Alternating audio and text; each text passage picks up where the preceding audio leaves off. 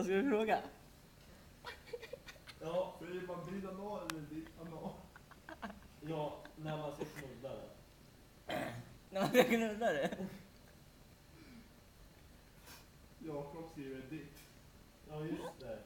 Med ett T. Dit anal. Dit anal. Fråga de som kan svenska då. Jag skriver igen. Ja, gärna någon som kan svenska. Nu skriver Jakob igen. Din. Ja, en brun skriver din också. Men, ja men bra. Säger man, jag har knullat din anal. Ja. Ja men skriv där då. Skriv där då. Säger man, jag ska knulla din anal. Skriver man så? Eller ditt anal? Knulla ditt anal? Din, jag säger din. Det är som att jag ska kunna din fitta, man heter ditt fitta. Nej, men... Vilka saker ditt mål? Hallå, jag tycker faktiskt båda låter bra och fel. Men Mikael, vilken fan inte till skolan nu? Fan, gå hem. Fråga.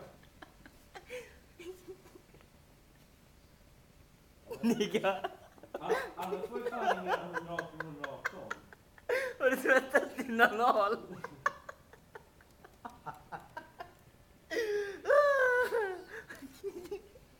Nu har du tvättat ditt anal? Nej, det är jävligt skit. Åh, herregud. Nej, men ringer 118. Och fråga. Ja, det är helt... De kan ju allting så, säger de nu. Jag zoomar in ditt fula ansikte.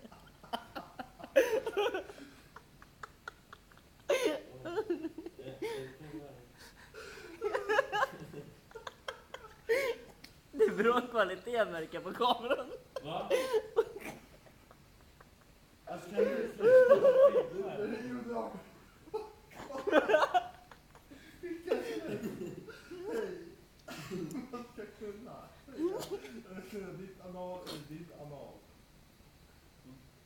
Ja, släpp det. Fan, och käften där. Did you learn to heal in first class? Jag har lite problem med grammatiken. Heter det ditt anal eller din anal? Kan du sluta filma eller? Nej, jag vill se hur länge kameran håller. Ja men ring och fråga. Ja, så jag ringer bara. Nobbe gör det. Spelar jag in det. Högtalare på också.